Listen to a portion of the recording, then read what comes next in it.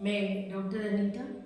आज हम लोग बीपी और शुगर के बारे में बात करते हैं कि बीपी और शुगर क्या होती है और ये कैसे होता है और कैसे इसको नेचुरोपैथी में बिना मेडिसिन के ठीक किया जा सकता है और किस तरह से हम लोग नेचुरोपैथी के मतलब माध्यम से बिना दवा के हम लोग इसको कैसे इस बीमारी से निजात पा सकते हैं और इसका इलाज नेचुरोपैथी में 100% without side effect without medicine possible है। तो आइए हम इसके बारे में थोड़ा सा बात करते हैं कि शुगर कैसे होता है और ब्लड प्रेशर जो हमारा हाई और लो होता है इसको कैसे बैलेंस किया जा सकता है।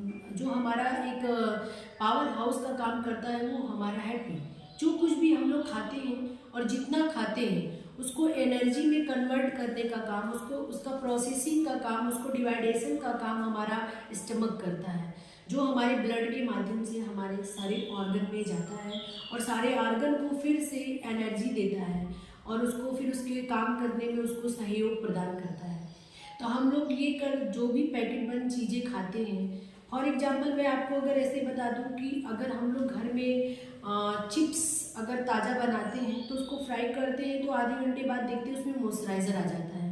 लेकिन अगर बाहर पैकेट का बंद चिप्स है उस पर लिखा रहता है कि आप लोग इसको कम से कम 1 महीने तक यूज कर सकते हैं, किसी पैकेट पे तो 3 मंथ तक लिखा रहता है। तो इसका मतलब कि उसमें कोई ना कोई ज़रूर केमिकल है और वो केमिकल जब हमारे शरीर में जाता है तो उसका साइड इफ़ेक्ट होता है। उस समय तो हमारे जीभ को बहुत स्वादिष्ट लगता है, लेकिन जब वो हमारे शरीर में जाता है तो अपनी प्रतिक्रिया, जहाँ पे आप क्रिया करते हैं तो प्रतिक्रिया होती है, तो प्रतिक्रिया हमारे शरीर में बीमारी के रूप में हमें दिखता है।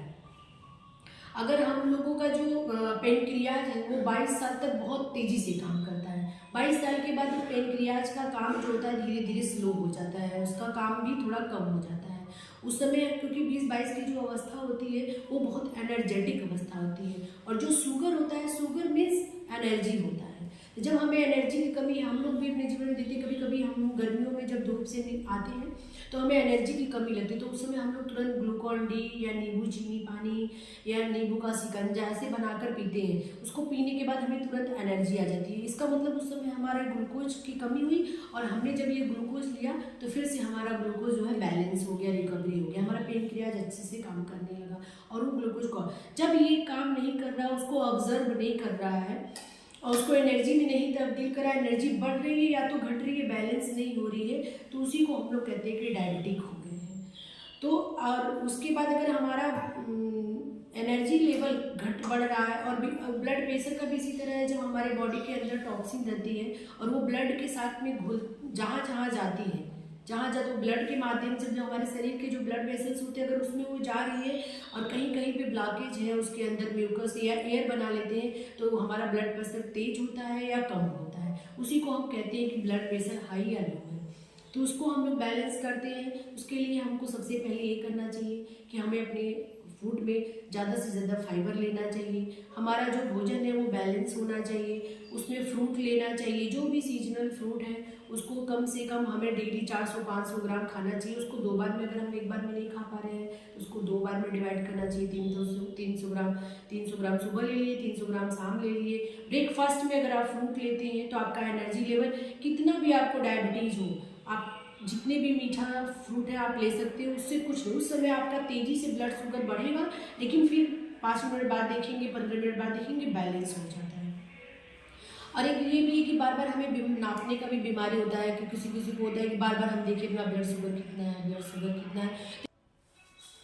हम लोगों को क्या करना चाहिए, अपने भोजन में फाइबर बढ़ा देना चाहिए और गेहूं और रिफाइंड और चीनी, इन तीनों को भोजन से बिल्कुल निकाल देना चाहिए, एकदम हमेशा के लिए त्याग देना चाहिए। और पैकेट बंद जितनी भी चीज़ें हैं, जितनी भी पैकेट बंद चीज़ें, सब में कोलेस्ट्रॉल पाया जाता है। इन अगर चीज़ों को अगर हम हटा देते हैं तो हमारे बॉडी के अंदर कोलेस्ट्रॉल कुछ होता ही नहीं है। और प्राकृतिक भी जितनी भी चीज़ें हैं, जैसे नारियल है या नारियल का तेल है, मूंगफली है, मूंगफली का तेल है, अगर मूंगफली को हम भिगो कर खाते हैं तो जो उसमें फैट नेचुरल मिलता है वो हमारे बॉडी के एंजाइम से मिलता है, वो तुरंत डाइल्यूट हो जाता है, डाइजेस्ट हो जाता है, उससे हमें किसी भी प्रकार का कोई कोलेस्ट्रॉल नहीं मतलब हमारे बॉडी में जमता है।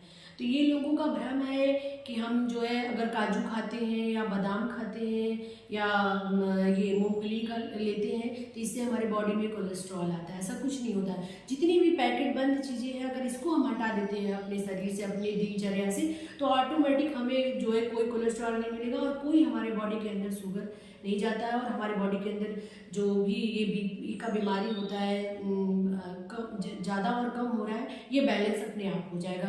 अगर आपको लगता है तो ऐसा 3 दिन करके आप देखिए, खुद आपको अपने आप बॉडी में बिल्कुल अंतर दिखने लगता है, उसका इफेक्ट समझ में आने लगता है।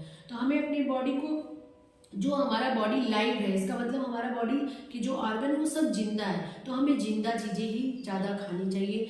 और पैकेट बंद जितनी भी चीज़ें वो सब डेड होती हैं। अगर हम कोई चीज़ पका देते हैं, अगर हम साग को पका दे रहे हैं तो साग का जो नेचुरल एक वाटर है वो ख़त्म हो जाता है और जो साग की पत्तियां बचती हैं उसको हम बिल्कुल डेड, मतलब प्राकृतिक चिकित्सा में उसको डेड समझा जाता है। अगर उसी ग्रीन साग को, उसी ग्रीन लीव्स को अगर हम जूस के रूप में पी लेते हैं या हल्का बॉयल करके उसको हम लोग एक सूप के रूप में अगर पी लेते हैं तो हमें 80% से लेके 100% तक का एनर्जी देता है। लेकिन अगर उसको हम साग बनाकर खाते हैं तो हमें कुछ भी नहीं देता, वो हमारे बॉडी में जाकर एक तरह से एक्सिस, मतलब एक टॉक्सिन ही पैदा करता है। अगर हमको और भी लगता है कि नहीं बाजरा, मक्का, मिलेट्स नहीं मिल पा रहा है तो हमें जो भी पत्तियां हैं, ग्रीन पत्तियां हैं, जैसे जो भी सब्जियां हैं, उसको हमें आटे में ही डालकर उसकी रोटी बनाए, तब भी हमें उसका जो ग्लूटेन का साइड इफेक्ट है वो अपने आप कम से कम 70% खत्म हो जाता है। अगर 30% भी जाता है तो वो नुकसान नहीं करता। बाकी हम लोग कच्ची सब्जियां खा लेते तो पेट साफ हो जाता है। और अब लगती है कि अगर हम आटा नहीं खाते तो हमें प्रोटीन कहाँ से मिलेगा, दाल अगर हम नहीं खाते तो हमें प्रोटीन कहाँ से मिलेगा। तो जितनी भी सीड्स हैं अगर आप इसे भिगो कर अंकुरित कर कर खाते हैं तो 100% आपको प्रोटीन मिलता है विदाउट पके। तो मेहनत का ज़्यादा काम हमें लगता है पकाने में है। अगर हम सीड्स को अंकुरित कर लेते हैं, अगर उसको खाते हैं 100 से 50 ग्राम अगर एज के अकॉर्डिंग उसको निर्धारित किया जाता है, अगर उतना लेते हैं तो हमें बहुत डेली जो है आपको प्रोटीन भी मिल गया, फाइबर भी मिल गया। और अगर हम उसको अंकुरित करके खाते हैं तो उसमें सारे विटामिन, मिनरल्स और प्लस जो है आपके फाइबर भी, प्लस आपको प्रोटीन भी, मतलब ये सारा चीज़ एक ही चीज़ों में मिल गया। आपको एक्स्ट्रा और चीज़ें, कोई इसी प्रकार का और एक्स्ट्रा सप्लीमेंट्री नहीं लेना है। तो इस तरह से हमारे बॉडी का बैलेंस भी बना रहेगा और हमारे बॉडी के अंदर किसी भी प्रकार का डिफिशेंसी भी नहीं आएगा और हमारा ब्लड शुगर भी नॉर्मल रहेगा और ब्लड प्रेशर भी नॉर्मल रहेगा और ब्लड शुगर भी नॉर्मल रहता है। और हम इसे बिना मेडिसिन के और बिना किसी इलाज के, बिना किसी डॉक्टर के पास गए नेचुरोपैथी से हम अपना ट्रीटमेंट 100% खुद ही हील कर सकते हैं, खुद ही अपना डॉक्टर बन के खुद ही अपना इलाज कर सकते हैं। इतना प्रकृति ने हमें दिया। हमारे बॉडी के अंदर इतनी ज़्यादा सेल्स और एंजाइम काम करते हैं कि वो आपके बॉडी को क्योर करने का, मतलब अगर आपने उसको माहौल दिया है तो वो 72 घंटे में क्योर हो जाती है।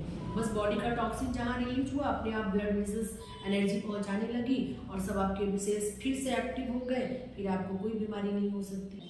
और मैं आप लोगों से भी चाहूँगी अगर आप लोगों को अच्छा लगे तो इसे लाइक भी करिए और शेयर भी करिए और सब्सक्राइब भी करिए।